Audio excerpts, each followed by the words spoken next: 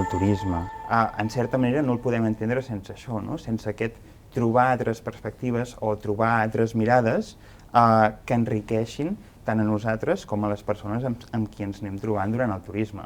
El que passa és que, evidentment, cal repensar o relligar el turisme de l'actualitat perquè això segueixi sent així.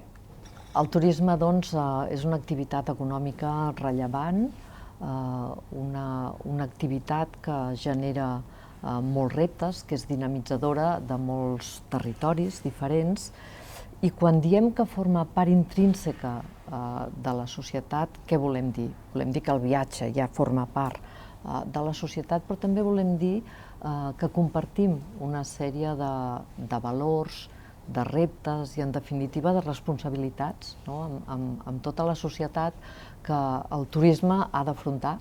I crec que és molt important que això sigui així, com ho veus? Sí, no, estic totalment d'acord amb això. De fet, no només jo, sinó que penso que també tot el sector, tot l'entorn del turisme està d'acord amb això, perquè avui en dia és difícil, és gairebé impossible, és gairebé com trobar un bolet dels bons, trobar un discurs sobre turisme que no parli de sostenibilitat. Són dos conceptes que estan gairebé relligats entre si.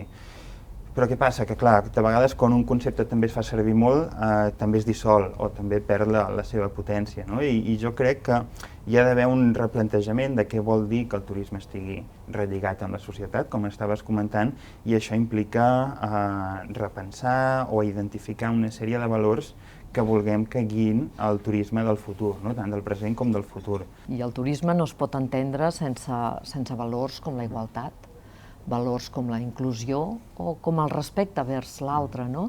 A part d'aquests valors relacionals, sense els quals no es pot entendre el turisme, també s'ha de considerar la cura envers el territori, la cura envers la cultura del lloc que t'acull.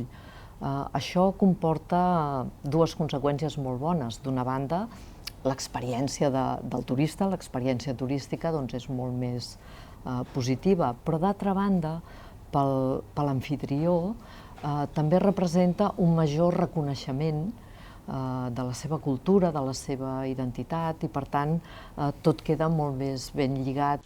La formació universitària, com deies, hi juga un paper cabdal, i el seu rol o la seva missió és ser capaç d'integrar aquesta multidisciplinaritat, aquesta mirada holística, aquesta visió integral que requereix el turisme. Nosaltres entenem la formació amb una perspectiva de futur, per poder contribuir en aquests canvis necessaris i en aquestes millores. I per això és molt important, en el cas del CET, i com a formació universitària, tant en turisme com en hoteleria com en gastronomia, integrar plenament la recerca, perquè d'aquesta forma tot el coneixement nou que genera, tot aquest vincle amb l'actualitat, amb la reflexió crítica, queda incorporat a la formació. Com tu deies, també aquests coneixements tècnics i de gestió, més vinculats al propi sector i a la pròpia activitat.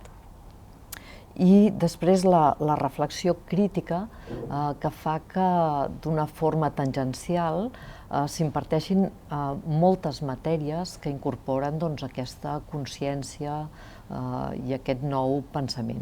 El CET, com a centre adscrit a la Universitat de Barcelona, és una palanca, ara que està tan de moda les palanques, és una palanca formativa en aquest sentit i té la intenció d'aportar-hi molt i seguir-hi aportant en el futur. És així. De fet, pensar i repensar sota aquesta perspectiva crítica és essencial.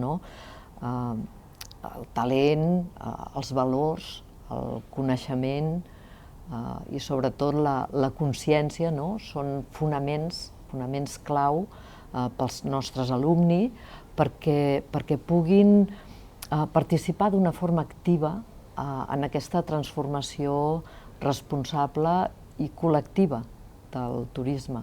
Exacte, una transformació i una sèrie de canvis que han de garantir i han de provocar que les aspiracions i els drets tant dels visitants com dels hostes en un futur es vegin acomplerts i siguin tota una realitat.